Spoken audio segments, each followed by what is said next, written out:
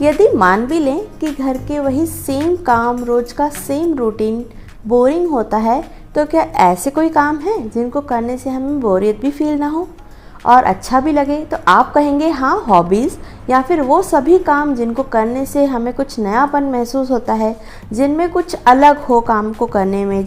तो क्यों ना हम डेली वाले ही काम इस तरह से करें, इतनी खूबसूरती से करें कि उनको करने में हमें अच्छा फील हो, बोरियत भी ना हो और थकान भी ना हो, और साथ ही साथ एप्रिसिएशन भी मिले।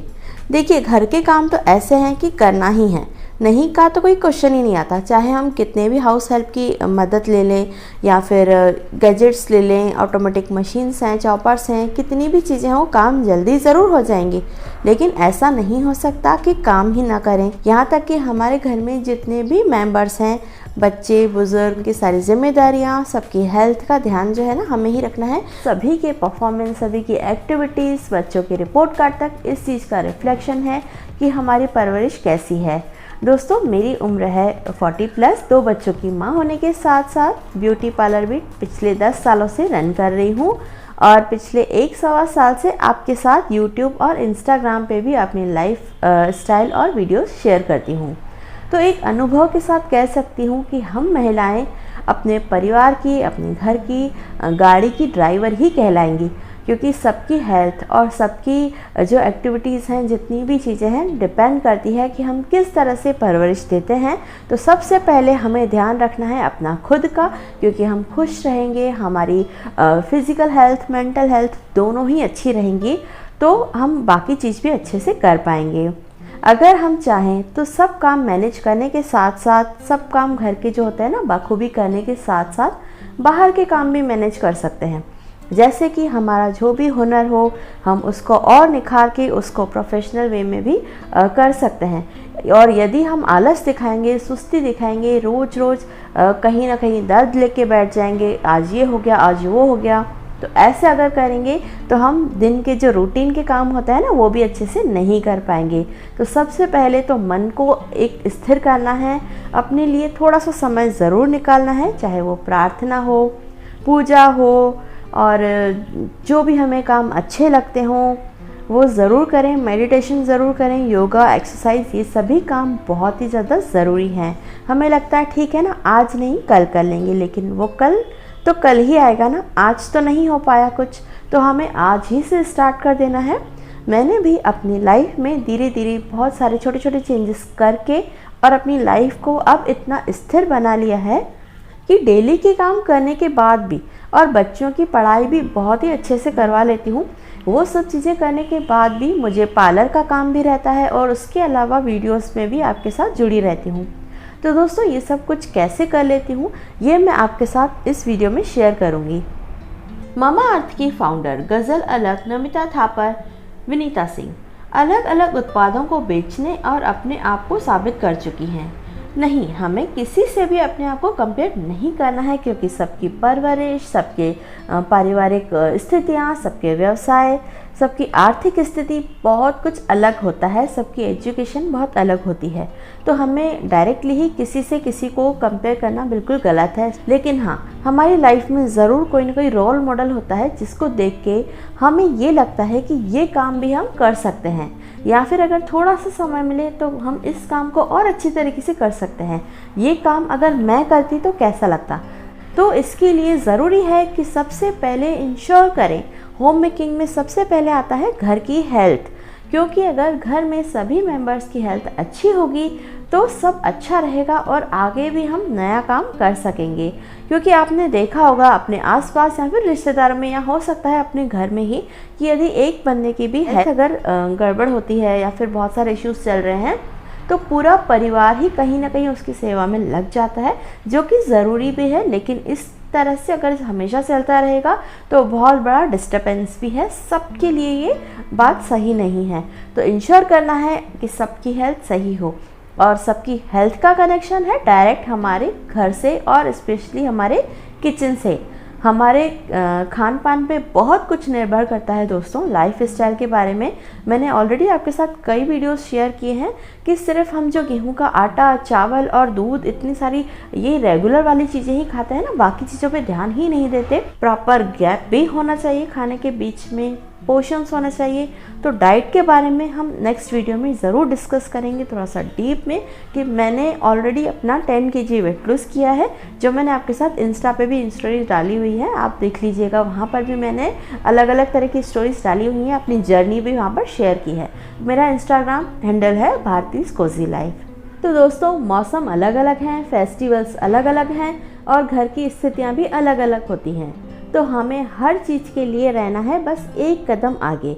जैसे कि मान लीजिए हम स्टार्ट करते हैं जनवरी से, मंथ जनवरी से स्टार्ट करते हैं और एंड करेंगे दिसंबर पर। तो जनवरी में जैसे न्यू ईयर आता है और हम सोचते हैं कि बस एक छोटी सी चीज़ है, एक तारीख ही तो बदलती है, लेकिन हम चाहें तो इस दिन को बहुत ही यादगार बना सकते हैं, अपने लिए भी और हमारे जो आसपास के लोग हैं जो जुड़े हुए हैं उनके लिए भी, और एक न्यू स्टार्ट कर सकते हैं।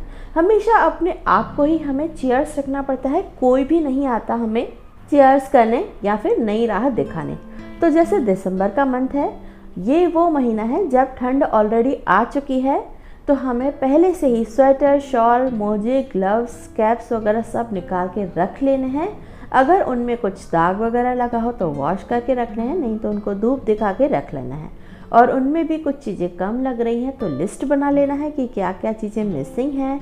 बच्चों के मोजे वगैरह लगभग लूज़ हो ही जाते हैं एक तो समय, तो उनको भी चेंज करना है।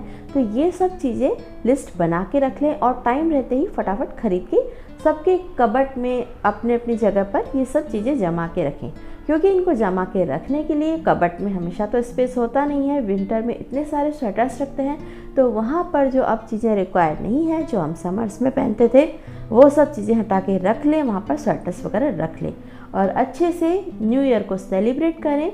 थोड़ा सा घर को डेकोरेट करें, जो भी आपको केक वगैरह घर में बनाना पसंद है। ये बिल्कुल भी नहीं सोचना चाहिए कि हमें अच्छा लंबा चौड़ा बजट बनाना पड़ेगा। हम सिंपल सी चीज़ों से भी घर को सजा सकते हैं। लाइटिंग वगैरह दिवाली पे हमने अभी यूज़ करी ही थी नवंबर अक्टूबर में, तो वहाँ की लाइट्स वगैरह यूज़ कर लें और पेपर क्राफ्ट भी यूज़ कर लें। बच्चों को भी अच्छा लगता है, नया साल है, चाहकर जानबूझकर हमें सेलिब्रेट करना है ताकि अच्छा एक माहौल क्रिएट हो, वातावरण लगे कि हाँ नया स्टार्ट है, नई शुरुआत है, नए संकल्प लेने हैं और बहुत ही अच्छे से परिवार के साथ सेलिब्रेट करना है। तो जनवरी में इस तरह से हमने स्टार्ट कर लिया है अपना नया साल। फरवरी के बाद आते हैं बच्चों के एग्ज़ाम्स। तो बच्चों के एग्ज़ाम्स के टाइम पे ज़्यादातर आपने देखा होगा कोई कॉपी नहीं मिल रही, ये बुक नहीं मिल रही और बाकी सारे काम भी पेंडिंग हैं क्लास वर्क के, क्योंकि उस पर भी मार्क्स मिलते हैं।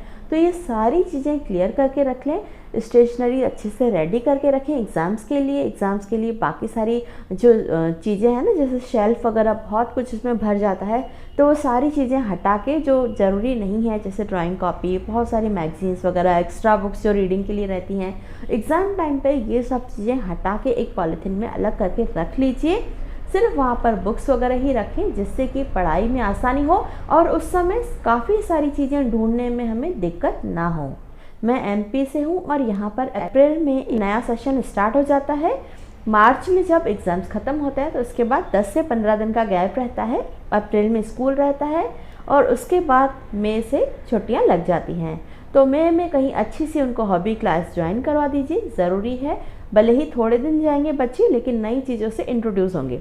अगर आप ऑलरेडी हर किसी चीज़ में इतनी हुनरमंद हैं कि वो चीज़ें आप बच्चों को करवा सकते हैं, तो बच्चों का आप घर पर भी करवा सकते हैं।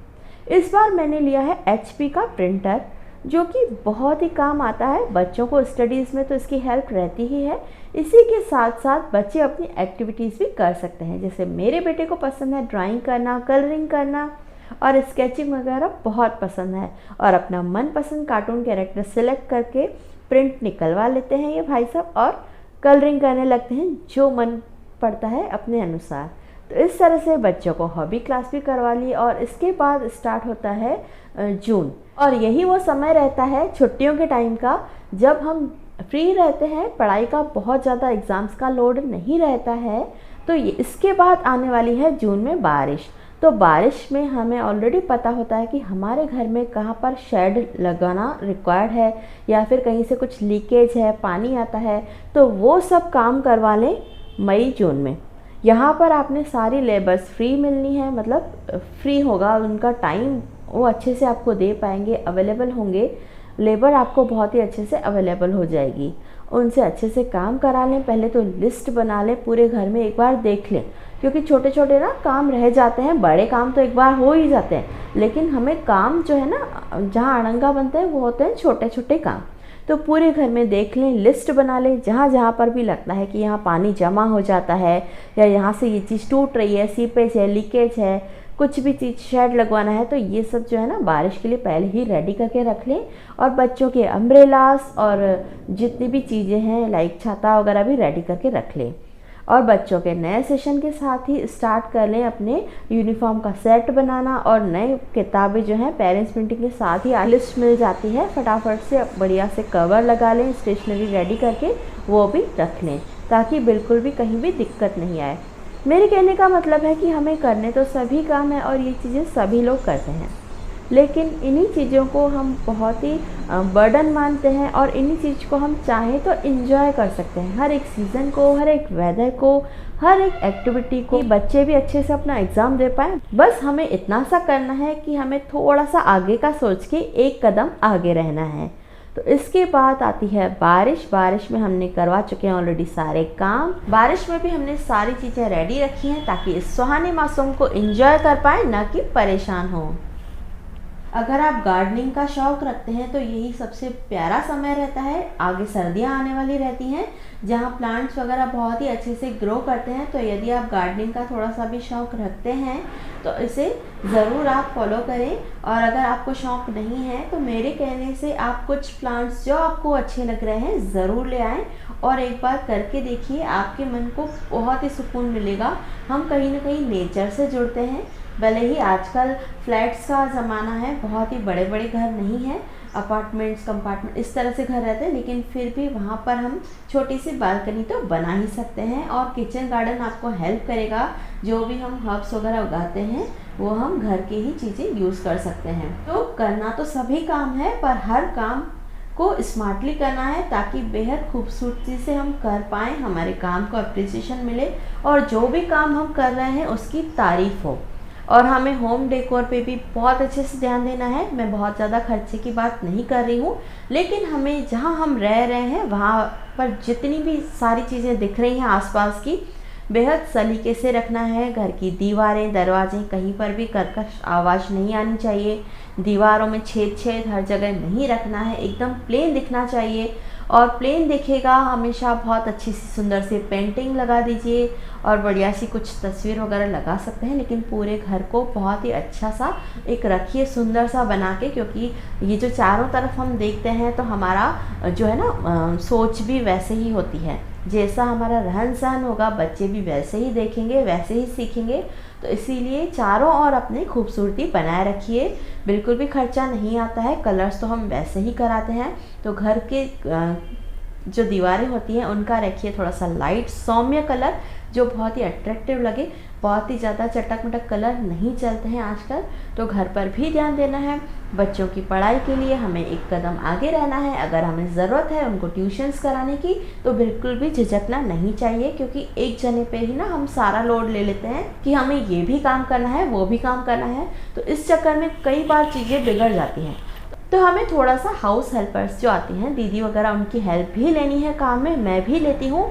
और अगर बच्चों को लग रहा है कि ट्यूशन्स करवाना है तो वो भी करवा सकते हैं। खाना बनाने में बहुत दिक्कत आ रही है तो चॉपिंग वगैरह थोड़ा बहुत, जैसे लहसुन छिलवाना, मटर छिलवाना, अगर आपके पास प्रॉपर टाइमिंग नहीं है तो वो भी करवा सकते हैं, हेल्प ले सकते हैं। इसमें कोई भी हर्ज नहीं है। अगर आपका साथ देने वाला कोई नहीं है तो हम खुद की मदद तो कर ही सकते हैं। तो या तो हम खुद कर लें ये चीज़ टीवी देखते देखते, या फिर हमें किसी भी तरीके से मेंटल प्रेशर नहीं लेना है, लोड नहीं लेना है। तो इसी तरह से हमें थोड़ा समय देना है अपनी हेल्थ को, थोड़ा परिवार को, थोड़ा सा अपनी हॉबीज़ को, और सारी चीज़ें मैनेज करनी है।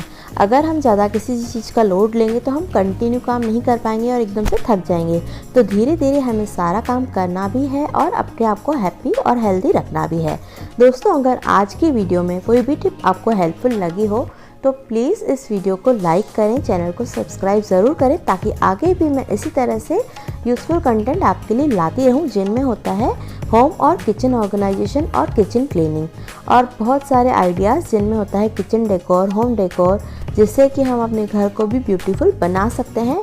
तो ऐसे ही वीडियोस देखने के लिए चैनल को सब्सक्राइब करना मत भूलिएगा। ऐसे ही अपना प्यार मुझे देते रहिएगा और जल्दी ही मिलते हैं अगले वीडियो में। आपका कीमती समय इस वीडियो को देखने के लिए थैंक यू सो मच दोस्तों।